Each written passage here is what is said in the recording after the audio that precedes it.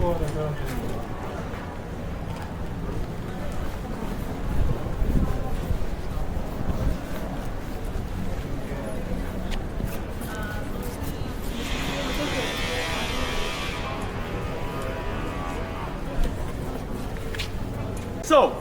this is our first stop and it's called Palais-Royal, which in French obviously means the Royal Palace. Even though it's called the Royal Palace, it served as a Royal Palace for only like 10 years or so, because it wasn't even built for the royal family, it was built for Cardinal Richelieu, let's call it kind of prime minister of the time, the man who actually ruled over the state affairs in the 17th century France. But quite soon after the end of the construction works, he died, and the palace was ceded to the royal family, which at the time lived next to it at Palais du Louvre, in the Louvre, which we'll see next. But the thing is that the king at the time was extremely young, he was 5 years old, so his mother, the queen, decided that they have to move from Louvre here to Palais-Royal. And why so? Because Louvre did not have a garden at the time, and else the king was so young, he was a small child, and small children, no matter if they're kings or peasants or whatever, like to play in the garden. And here there is a garden, and so they moved here. But that's not the interesting and not the important part of the history of the thing, because quite soon after, the royal family moved out of this apartment back to Louvre, and this whole palace became a birthplace of all our modern everyday culture. Casinos, restaurants, cafes, galleries, everything was here. And even in the early 19th century, one French journalist wrote, "Paris is the capital of France, and Palais-Royal is the capital of Paris." And it was really like that at the time. All the French merchants of the time became French capitalists. And now they did not only have a lot of money, but also a lot of free time. And when you have a lot of free time and a lot of money, well, you want to spend them, and you want to spend them at the same time, at the same place, together. And so this was the place for the leisure of all the rich men of Paris. They would come here to eat wonderful food in the restaurant, to drink coffee, wine, play in casinos, and also to chat with the French intellectuals of the time, with philosophers, artists, and all of that. And here, around a cup of coffee or a glass of wine, what we now call enlightenment was born, with the ideas of the French intellectuals and the money of the French rich people, because, well, intellectuals did not have money and the rich people was ready to pay for them in the restaurants. And today I'm going to be saying quite a few times that now we see some place where some ideas that is now very common to us in our everyday life was first born or invented. And here is the place where the first ever restaurant in history was opened. And what I'm saying by restaurant, of course, not the first place to eat outside the house, but the first place where you could come and order something and they would cook it especially for you, and not that you would come and they will serve you whatever what is already ready at this place. So basically, just imagine, we are in a place where the first ever restaurant was created. It's quite strange to even imagine that there was a time without restaurants. How could that be? And now, after a few centuries after the day our culture was born here, this is quite logically became a Ministry of Culture, and now there is a huge object of contemporary art that you can see around there with those black and white columns, which in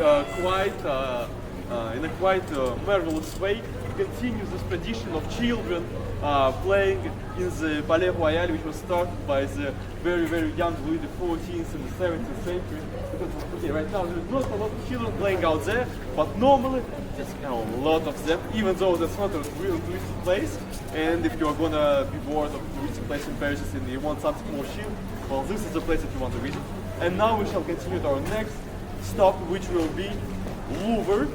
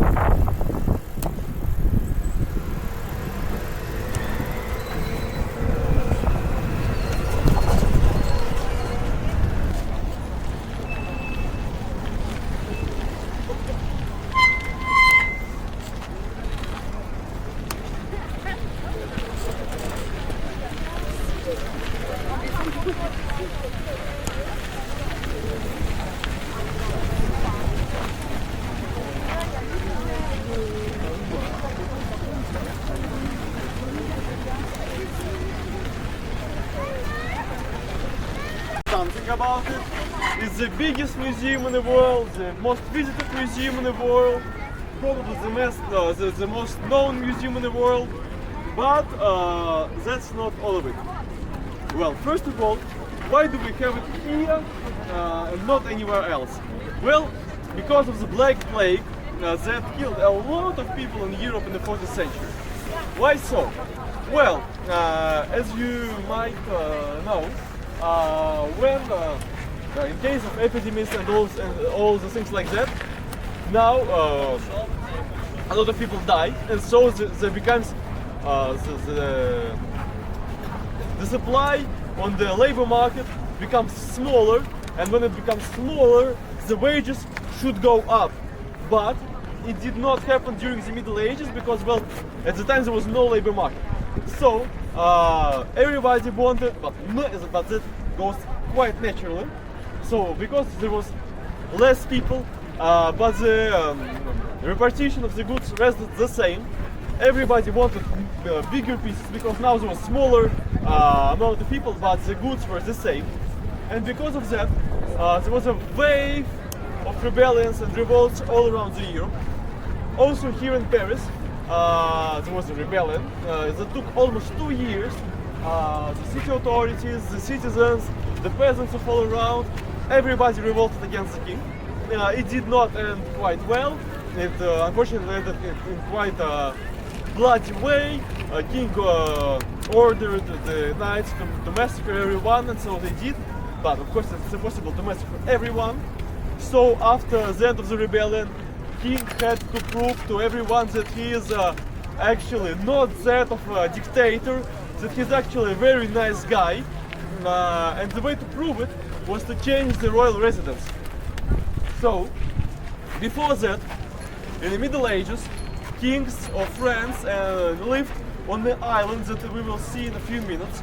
The island that's called L'Île de la Cité, basically the city island in the city center. And they lived there together with clergy, with knights, let's say in one word, with the elites of the society. While all the normal people, all the common people lived here on the right bank of Seine, in what used to be slums and like the poorest parts of the city. But in those slums, in this poorest part of the city, there was one tower which was part of the city fortification, which was located somewhere over there. We cannot even see right now where it was, and it was called Louvre. So after the rebellion, King decided to move his residence from the island to the riverbank to show that I'm with you poor people, I'm with you common people, I'm not that an elitist, I'm not that a dictator, I'm a normal guy. And he started the long processes of the construction works of Louvre that ended in the 19th century, almost a century after the French Revolution and the end of monarchy. That part was built in the 19th century, in the late 19th century. But that's the history of the royal residence and not the museum.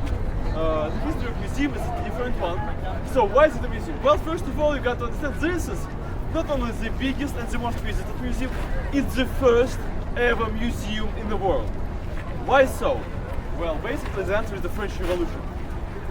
Before the French Revolution, it was the residence of the king who lived here, and he was collecting all this art, all this painting, sculptures, all of that. Well, during the French Revolution, something very, how to say, well, unlucky happened to the French king, and so he lost his head in a quite figurative way. And the revolutionary government found out that they have a huge, amazingly huge, let's be honest, building in a city center that is no longer used the way it was used, and that they don't know how to use anymore, because there is no longer any kings here, no the queens, no the royal family, nobody lives here anymore. So what shall we do with all this, with all this Louvre? And the idea was that this collection of the art that the royal family collected throughout the centuries was the most important part of their treasures. something that was really associated with their privileges, with the privileged position of the kings and queens and the royal family in the society of what's in French it's called l'ancien régime, the ancient regime, everything that was before the revolution. So this art was considered the most precious part of everything that was here. And so the revolution thought that because now there's no more kings, that they condemn the principle of the sovereignty of monarchs, and that they proclaim the sovereignty of people. Now people shall see all this art, and so it took a few years to get rid of everything that the royal family forgot here before the execution, like furniture and all that stuff, which finally made some place here to make a museum, which opened quite soon after the French Revolution, and it was the first ever museum in the world. And honestly, if we will think about most of the museums that we know right now in the world, we will see that it's more or less the same idea. There is a building that was used for some very precise purpose, exactly, for some very precise purpose.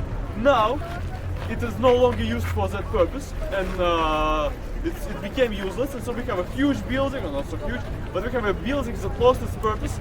And what shall we do with it? We shall create a museum. Basically, that's the idea of gentrification, for instance. Like all that we do to our industrial quarters in our post-industrial societies is basically this. It's basically this. There is a former, I don't know, fabric that used to produce something that I'm really, well, I'm not sure, but I suppose that in your home cities there is some ancient fabric that is no longer used as fabric, and now it became an art gallery, a museum, workshop for artists, or some kind of like that fashionable stuff. But basically that's the same idea that was born here with the Louvre.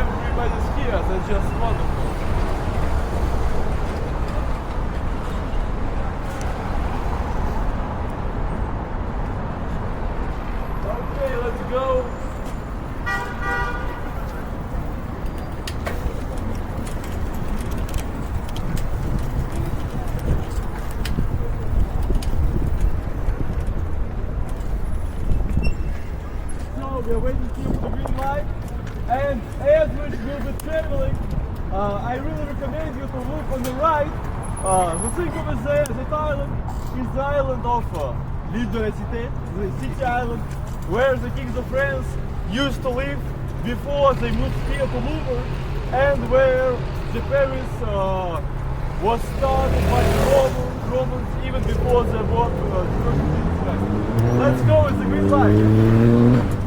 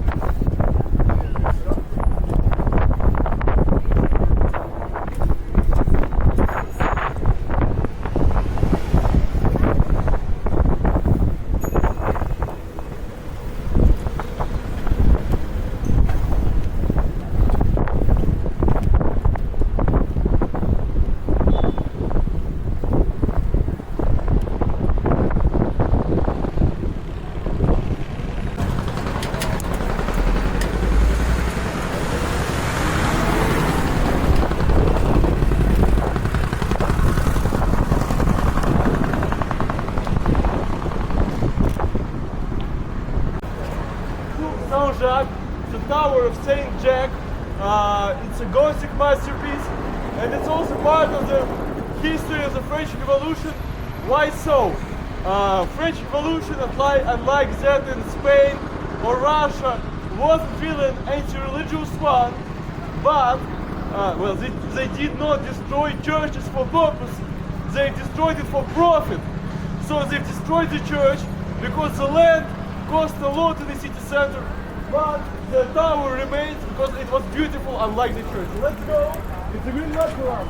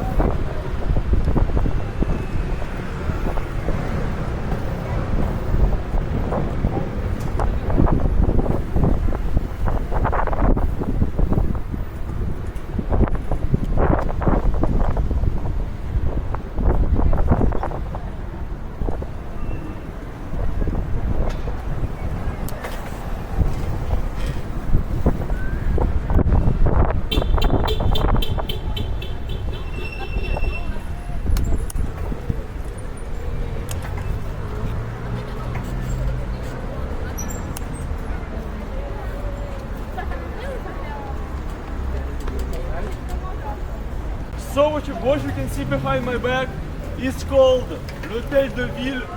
Don't confound it with hotel, it's not a hotel, it's just a French way of saying the city hall or the town hall. So that's the city hall of Paris.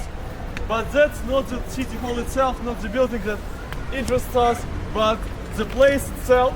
Right now this place is called Place d'Hôtel de Ville, so the place of the city hall. But historically it was called La Place de Grève. And why so? Well, in the Middle Ages, as I already told you, it was the poorest part of city, like real slums. Not what we see nowadays with all the shops like La Samaritaine, Beche Marais, and everything else that we have around here. It was actually the poorest part of the city.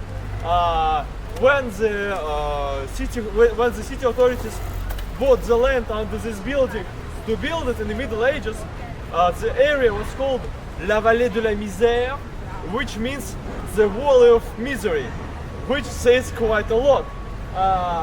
So, why was it so? Well, it was a marketplace, and over there is a river, and there used to be a shore to which all the ships with commodities, merchandise, and everything else used to come.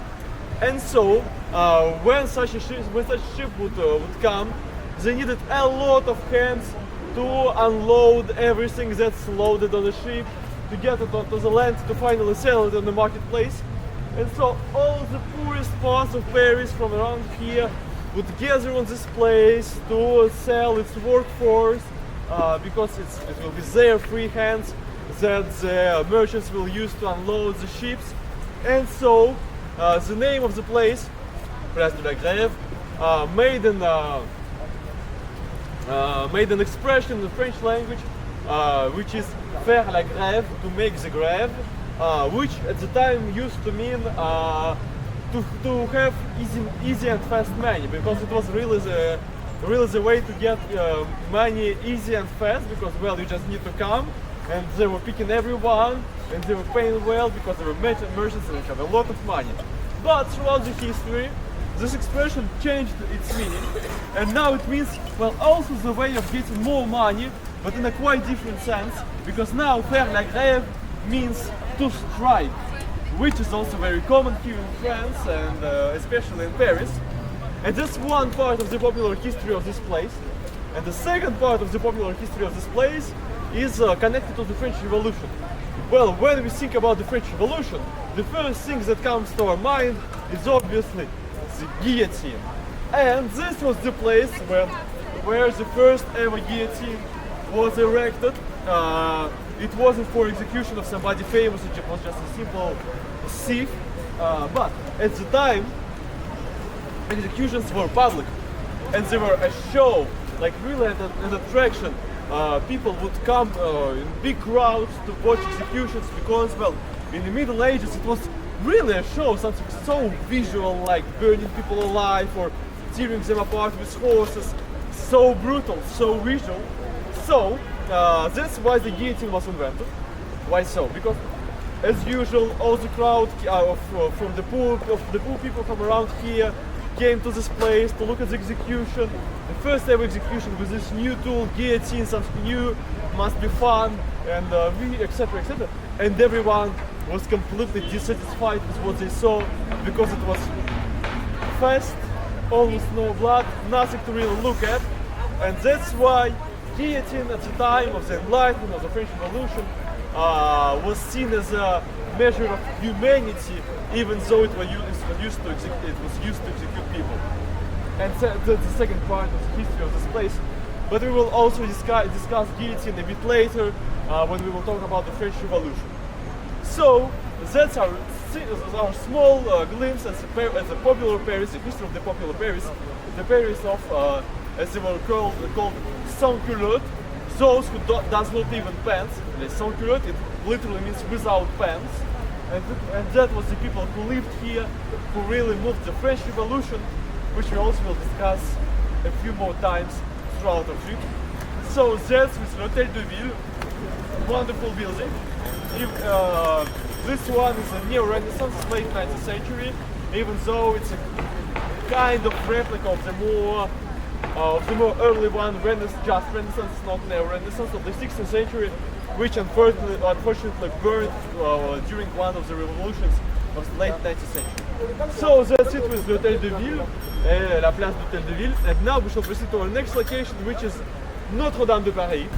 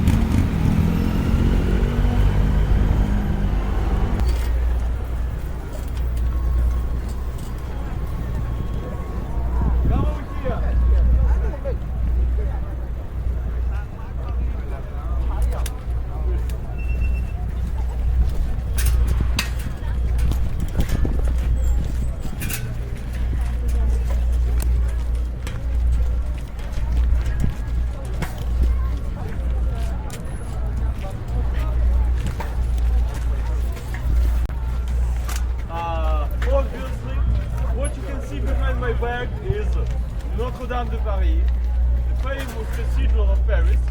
And now I have a question for all of you. Why is it famous? There are no wrong answers. Yeah, you're really correct. That's the thing that I'm going to tell you about right now. Well, first of all, because normally, okay, let's put it otherwise. So the thing is, Notre-Dame de Paris is all the Gothic cathedrals and all the medieval cathedrals wherever they are Gothic or Romanesque was built for a lot of time. It was being built for 200 years. And I really propose you another perspective on this boring story about whether it was built for 200 years. So what? Just imagine, right now we're talking so much about precarity at the workplace, how our job is unstable, how we are afraid of being fired and all that stuff. Just imagine, you have a state contract for 200 years. You will have a job till the end of your life. Your children will have a job for all their life. And the children of your children, and the children of the children of your children. It was just amazing, wonderful enterprise for the time. So, but that's not why it's famous. It's the history of all the cathedrals of the Middle Ages. So, why then was it? Why then is it famous? Well, the history is the history of many attempts of its demolition. Well, at first they wanted to demolish it during the French Revolution. So they didn't, because sans-culottes, which we discussed before, was not only revolutionaries but also the believers. So they did not want to demolish it. So it was demolished during the revolution. Then there was a second attempt. Well, there was 4 attempts. The first one during the French Revolution. Another one that we will discuss, the latest, was in the middle of the 19th century. Also in 1871 during the revolution of the Paris Commune. And of course the last attempt, which was truly an attempt, but was of course the fire that happened a few years ago. So what happened in the 19th century is that the building was already extremely old. It was already 600 years, and this old building started to fall apart a little bit, and nobody wants bricks falling on the heads of people passing by. So the city authorities decided to demolish the building because it was just dangerous. But the French writer Victor Hugo, who was extremely famous at the time, extremely popular, I don't know, there are no such popular writers right now. Like he was popular, like I don't know, Taylor Swift or Lady Gaga, or like that everybody knows, everybody cares about, and the guy really loves this cathedral. He was really in love with this thing, and when he acknowledged that the city authorities want to destroy it, he wrote his famous romance about Quasimodo, Esmeralda, and all this history of the Hunchback of Notre Dame that we all know about because it was a Disney movie and a musical and all that pop culture. And because Victor Hugo was extremely famous, and his new book was like, I don't know, like the new release of the pop singer, like the new album of Taylor Swift, like that kind of popularity at the time. The next moment as the book was released, everybody also fell in love with this cathedral because of that story. That's pure fiction, anything like that never happened. That's pure fiction by Victor Hugo. And it made the cathedral so famous that the city authorities renounced the idea to destroy it and instead reconstructed it, they restored it, and it became, at least in my opinion, the first ever touristic attraction. Because basically that's the tourist attraction by definition. Everybody knows it, everybody wants to take a photo, no one can explain why it's really so famous. Because really, there is nothing famous about its history. It's just that Victor Hugo wrote about the Hunchback of Notre Dame, and then the musical, and then the Disney movie, and by that everybody knows about it. So that's the history of Notre Dame. And now we shall continue to our next stop, where we will discuss second medieval church on this island. By the way, we are on the island, as you might have guessed while traveling through the bridge. So this is the island, the city island, L'Île de la Cité. which the Paris started. So now let's go to the second location of this island, La Saint-Chapelle.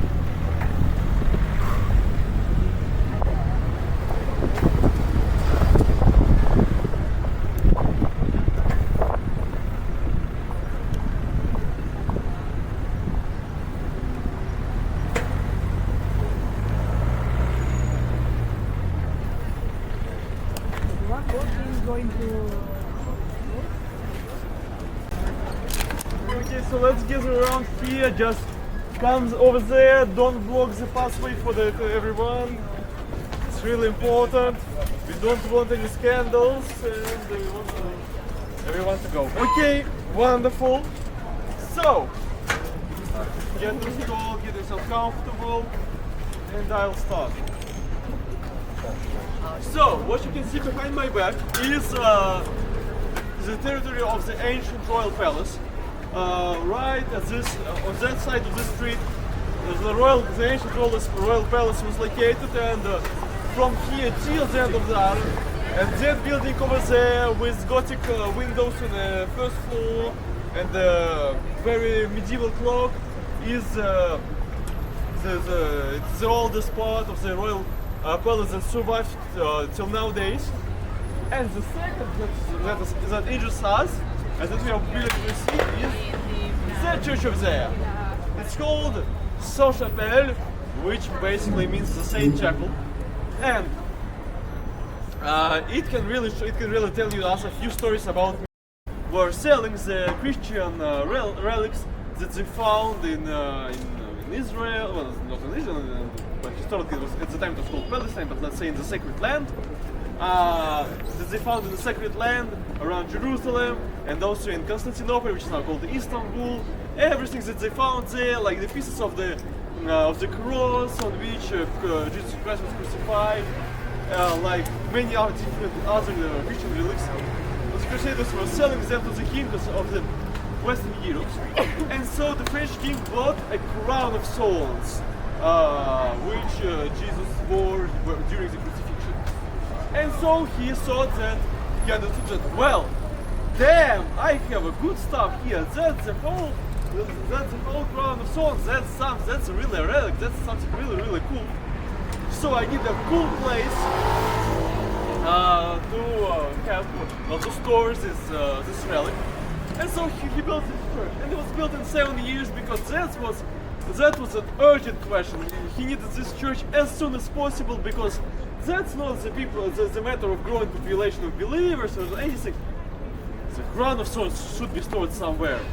And so it was built, and it was built not for everyone. It was built just for the royal family, and probably also for the servants who worked in the palace for the royal family. And that's quite crazy to think about it nowadays.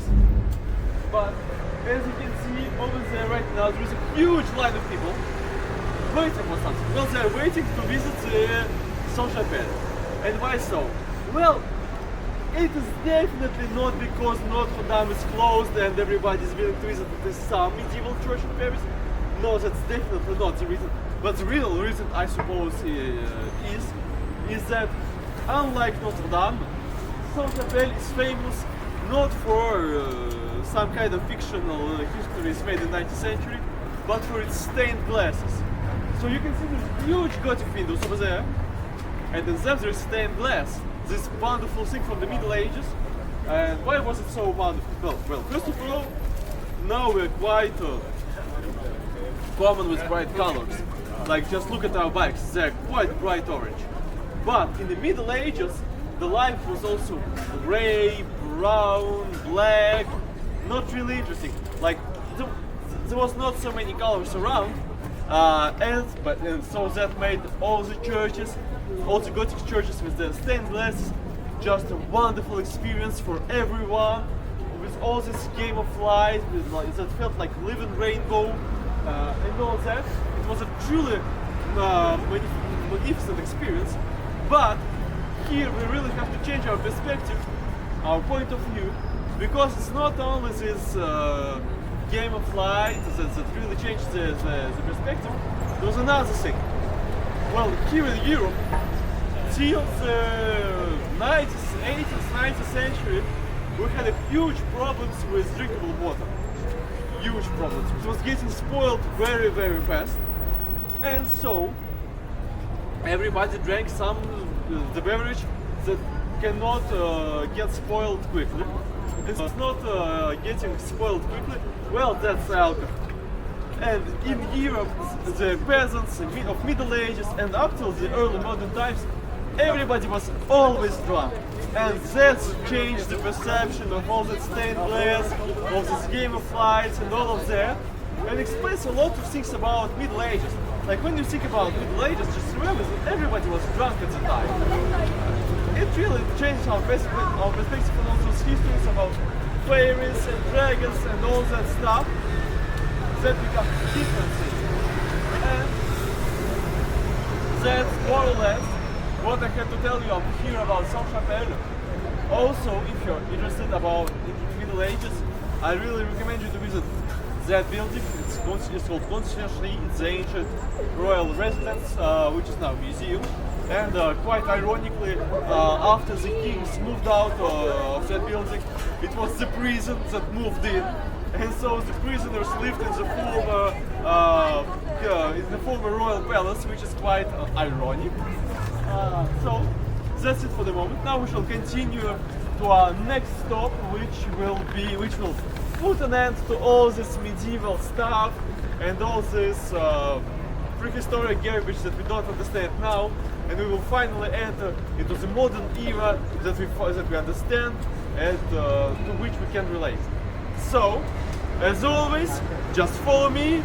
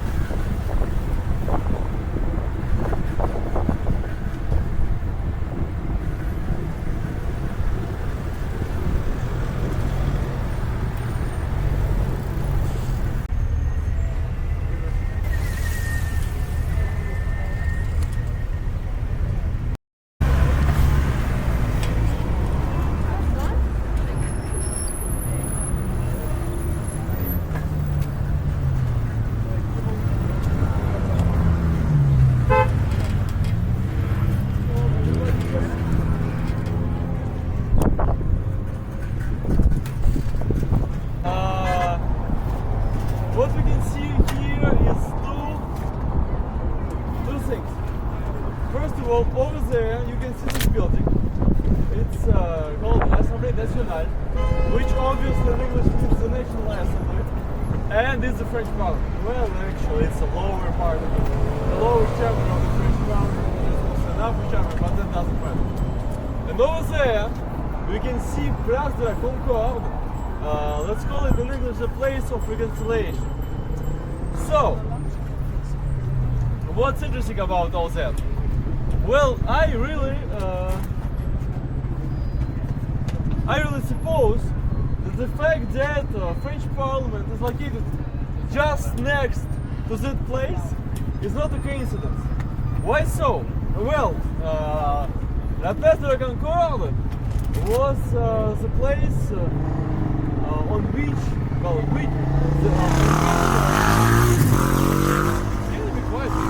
was the place on which happened all the events, well, not all the events, but some of the most drastic and crucial events of the French Revolution, which led France to having a parliament. What I'm speaking about? Well, guillotine, of course. That right over there, well, right now there is an obelisk, was located the guillotine that chopped off the head of the last, well, not the last, but one of the last French kings, Louis XVI, and led to the proclamation of the Republic and the proclamation of the Republic here in France, and finally to the French Parliament.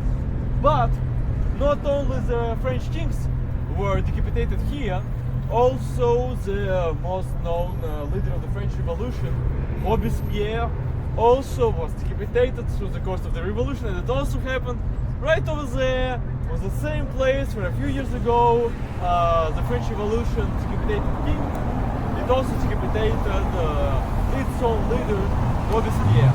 And I suppose that it's not a coincidence that the French Parliament is located right next to the place where they executed bad rulers in France historically, to show that all the deputies, all the members of Parliament on a daily basis could see that place, that could remind them of what could happen to the bad rulers in France and what happened. And why the place is called Place de la Concorde? Well, as I already told you, in English that would mean something like place of reconciliation. That's precisely because that is what the parliament stands for. It's not only the way, well, in the 18th century they had no other way to punish bad rulers apart from beheading them. But now there is some kind of national reconciliation which happened after the revolution. The way to, now what we see in our political life is a way to peacefully live together, to peacefully punish the bad rulers without beheading them, but still continuing the political fight, the political struggle for the better society, which is happening in this building on a daily basis, especially right now.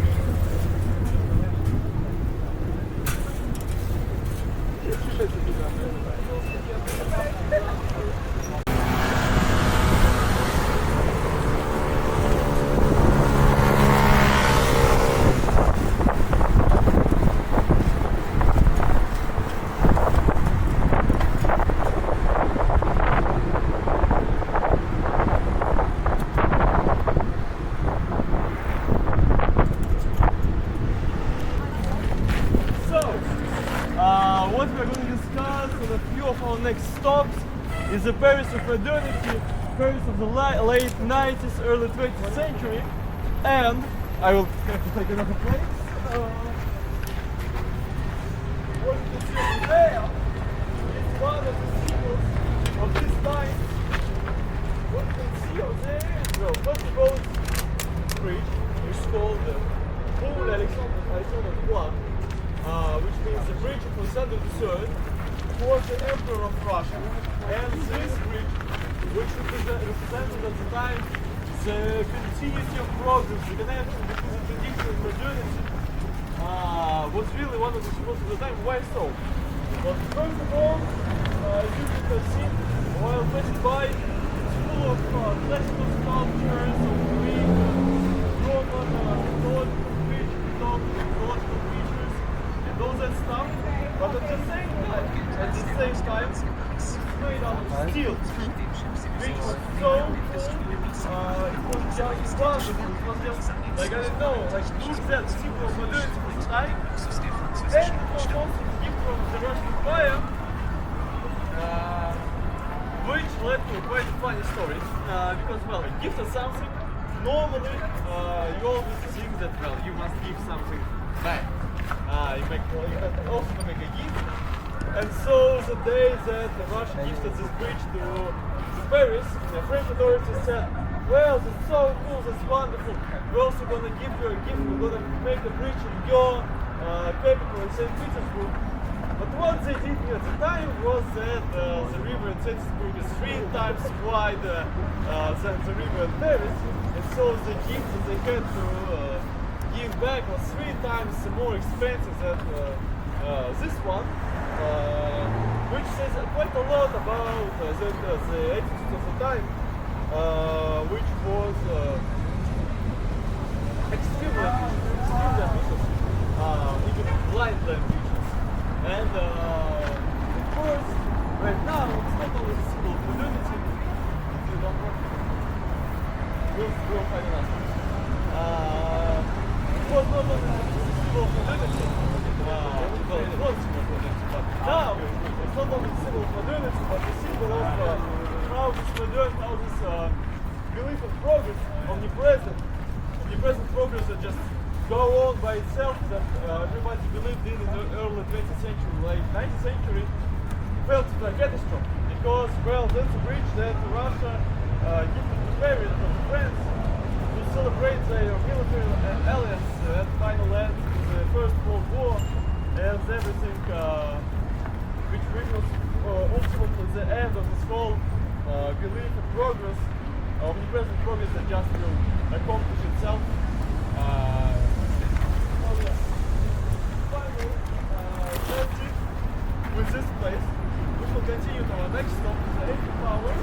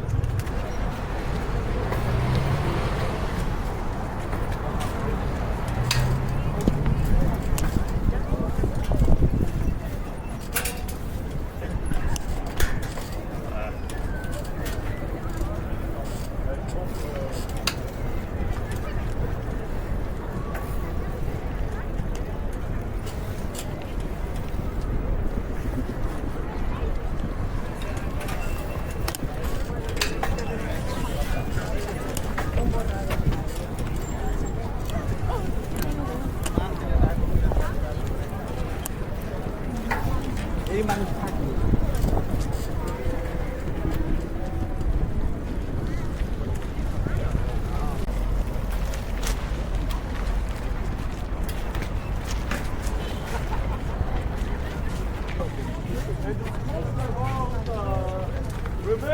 what I was talking about near Notre-Dame.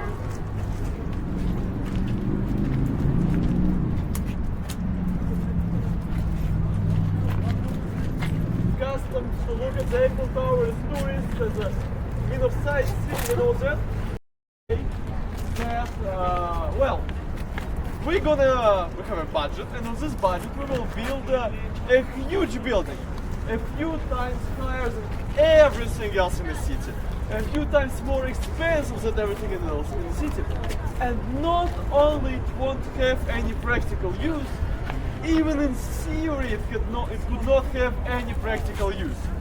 Well, I suppose that you would not really like this idea of spending your taxes on building something useless, something that even in theory is useless, something that cannot be used in any way imaginable. But that's the story of the Eiffel Tower. It was built for the World Exhibition in the late 19th century, just to show that, well, here in France we have so much money, we have such a cool steel industry, we can produce so much metal that we can easily build something like that, something so expensive, so big and so useless, just for the exhibition. And the idea was that after the exhibition it should have been destroyed. It should have been destroyed after the exhibition, but it wasn't, for many reasons. Basically, mostly because after the exhibition they invented radio, and radio needs huge buildings to transmit the signal. And in the early 20th century it became a radio station. But when it was built, everybody in Paris hated it because, well, it was just, it did not serve any practical purpose. It was a waste of money, but that was the idea of time. No matter what we do, no matter how we shall spend our money, we are moving in the right direction, and even by doing that, by spending all those huge amount of money on like completely unnecessary, completely useless things, we can still, we will still get into the right place, in the best worlds of possible worlds. And so that's the idea of the Eiffel Tower, which was created as a tourist attraction and now lives as a tourist attraction. So basically, that's it. Also, well, with some other stories, but they are not that important, and we are already a bit late actually. So that's why I have to say that the next stop will be the last stop. After that, we will go back home, and like in half an hour, maybe 40 minutes, we will be back at our office. So let's go to our next stop, which will be les Champs-Élysées.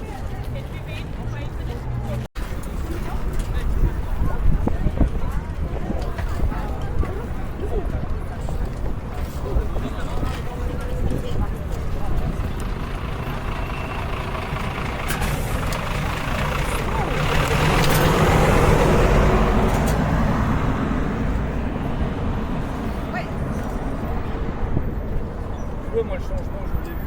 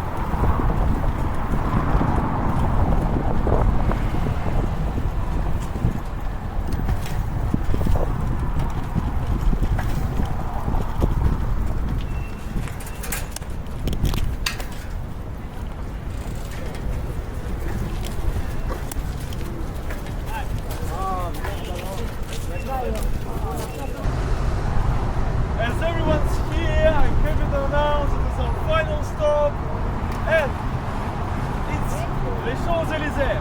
The name comes from the Greek mythology and it means some kind of like gardens of Eden, paradise, heaven, etc.